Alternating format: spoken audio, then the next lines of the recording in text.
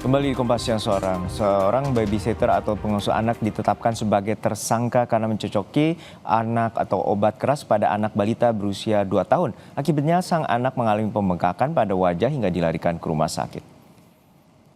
Tersangka NB mencokoki obat keras jenis dexamethasone dan pronisi kepada anak yang diasuhnya agar sang anak nafsu makan dan gemuk. Diduga obat itu telah dicekoki ke korban selama sekitar 1 tahun. Tersangka mengaku mendapatkan obat itu dengan membeli secara daring. Akibatnya korban sering muntah dan mengalami pembengkakan pada bagian tubuh dan wajah. Polisi kini telah memeriksa 12 orang saksi terkait kasus ini. Kita tahan yang pelakunya. Hari ini sudah hari ke-17 kita tahan terhadap pelakunya. Ditahan itu artinya statusnya tersangka nih? Tersangka, sudah masih tersangka kalau alasannya ingin membuat anak itu menjadi lebih gemuk. Tapi yang bersangkutan tidak mempunyai latar belakang medis.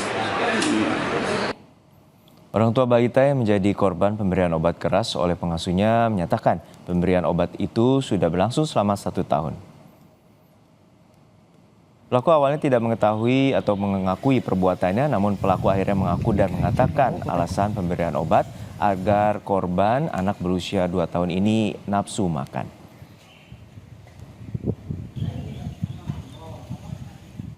Dia nggak ngaku, awalnya dia nggak ngaku, tapi pada akhirnya dia ngaku kalau memang itu diberikan ke anak saya selama 1 tahun dan memang pembeliannya semenjak September 2023. Dari pengakuan dia, obat itu dibeli di mana? Lewat marketplace, melalui marketplace ya. Itu sudah berapa kali untuk melakukannya? Kalau saya cek sekitar 8 kali ada pembelian, mulai September 2003 sampai Agustus 2024. Informasi terkini kita sapa jurnalis Kompas TV Kika Madona di Surabaya, Jawa Timur. Kika, hingga saat ini bagaimana dengan kondisi anak berusia 2 tahun yang dicekoki obat keras oleh babysitternya atau pengasuhnya sendiri?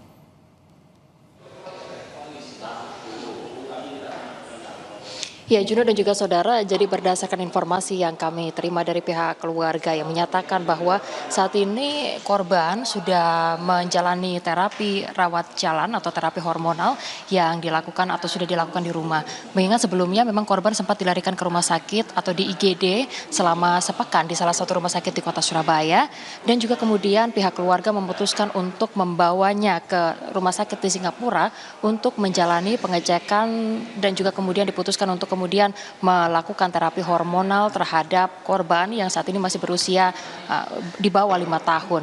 Sementara itu saudara, kondisi dari korban sendiri setelah ia kemudian mengonsumsi selama 1 tahun obat keras dengan merek yaitu dexamethasone dan juga pronisi yang mengandung steroid, ini saat ini korban sempat mengalami ketergantungan. Jadi berdasarkan dari observasi yang dilakukan dari pihak rumah sakit, di 7 hari pertama korban tidak diberikan obat-obatan keras tersebut, dan juga di hari ke-9 korban kemudian mengalami ketergantungan yang artinya ia tidak bernafsu makan, tidak mau beraktivitas, dan bahkan tidak mau minum. Sehingga dari kondisi-kondisi inilah kemudian disimpulkan bahwa efek samping dari konsumsi obat dexamethasone dan juga pronisi ini yang mengandung steroid membuat korban akhirnya mengalami ketergantungan, sementara dari kondisi fisiknya ini menunjukkan gejala adanya moon face atau pembengkakan terhadap bagian wajah, dan juga untuk kondisi tubuh lainnya yaitu dari hormon dari korban ini sendiri mengalami tidak stabil sehingga harus diberikan atau disuntikan kortisol kepada korban yang diberikan melalui saluran infus karena kondisi dari tubuh korban sendiri tidak dapat memproduksi kortisol secara sendiri. Dampak dari penggunaan konsumsi obat-obatan keras tersebut yang mengandung steroid dalam jangka waktu yang juga cukup panjang yaitu selama 1 tahun. Sebelumnya juga sempat disampaikan saudara, penggunaan dari obat-obatan keras ini sudah dilakukan oleh pelaku, dalam hari ini adalah NS, yaitu NB maksud kami, mulai dari bulan September 2023 sampai dengan bulan Agustus tahun 2024. Pelaku berdalih memberikan obat-obatan keras ini kepada korban dengan alasan untuk menambah nafsu makan dan juga menambah berat badan.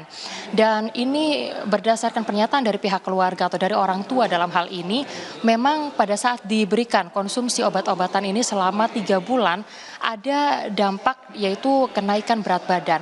Dari awalnya korban berat badannya 13 kg menjadi 19 kg dalam waktu 3 bulan. Hal ini yang membuat akhirnya pihak keluarga percaya terhadap pelaku dan juga kemudian membiarkan untuk kemudian mengonsumsi selama 1 tahun terakhir tanpa mengetahui apa yang juga kemudian diberikan kepada balitanya.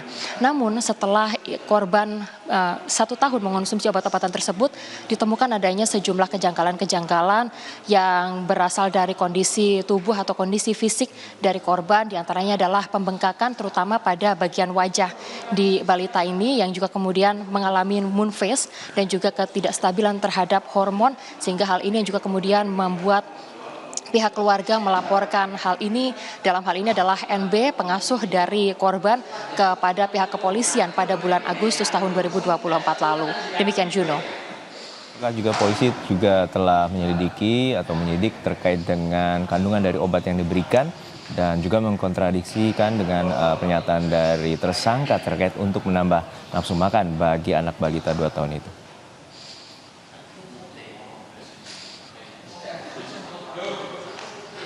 Ya, hal ini juga saat ini masih didalami Juno dan juga saudara terkait dengan bagaimana kondisi, bagaimana dari obat-obatan, kandungan obat-obatan tersebut dan juga bagaimana reaksi terhadap korban setelah mengonsumsi, terutama dengan jangka waktu yang juga cukup panjang. Mengingat kalau melihat dexamethasone dan juga pronisi ini mengandung steroid yang memang tidak disarankan untuk anak-anak, apalagi jika dikonsumsi setiap hari selama jangka waktu 1 tahun penuh. Dan hal ini membuat kondisi dari anak tidak stabil secara hormonnya dan juga dari kondisi tubuhnya mengalami moon face, sehingga ia harus dilarikan ke rumah sakit untuk menjalani terapi hormonal dan juga pemeriksaan lanjutan. Dalam hal ini polisi juga kemudian menggali pernyataan terhadap tersangka, yang mana dari hasil pemeriksaan terhadap NB yaitu tersangka, diketahui bahwa obat-obatan tersebut diberikan kepada korban yang masih berusia 2 tahun pada saat itu setiap hari 1 kali jelang ia tidur siang. Dan obat-obatan itu ia gerus, kemudian dicampurkan terhadap minumannya dan juga kemudian diberikan kepada korban setiap hari selama jangka waktu 1 tahun. Hal ini yang juga kemudian membuat kondisi metabolisme tubuh, hormonal,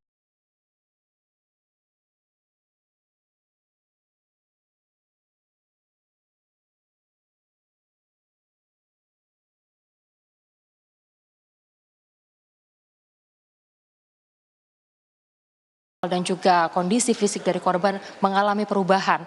Dari KPAI sendiri juga kemudian mengecam terkait dengan adanya perilaku yang juga kemudian dilakukan oleh pengasuh terhadap balita yang ia asuh, yaitu dalam hal ini NB kepada korban, yang mana obat-obatan yang mengandung steroid tersebut tidak diperbolehkan untuk dikonsumsi oleh anak-anak di bawah usia 5 tahun dan juga bahkan jika untuk konsumsi dari obat-obatan tersebut tidak melalui anjuran ataupun resep dokter.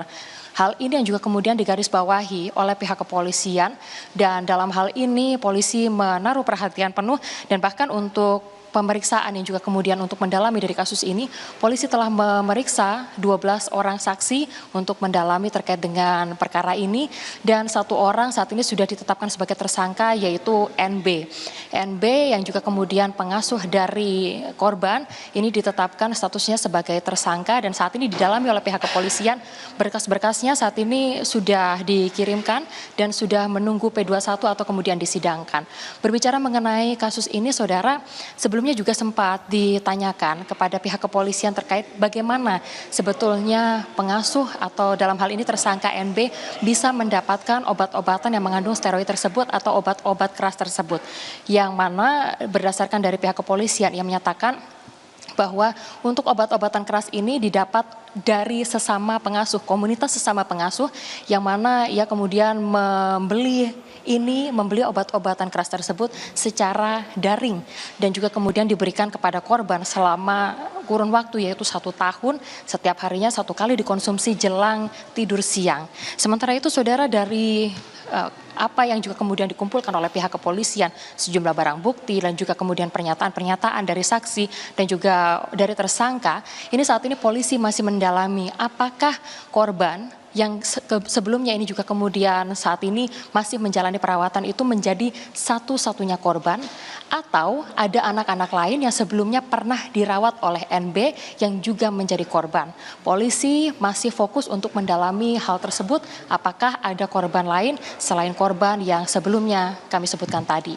Demikian Juno dan juga saudara. Kita nantikan bagaimana pengusutan tuntas dan juga tadi apakah ada korban-korban lainnya dari pengasuh anak ini yang sebelumnya juga dinyatakan sebagai tersangka sebagai pemberi obat keras kepada anak berusia 2 tahun di Jawa Timur. Terima kasih atas laporan lengkap Anda, jurnalis Kompas TV Kika Madona dari Surabaya, Jawa Timur.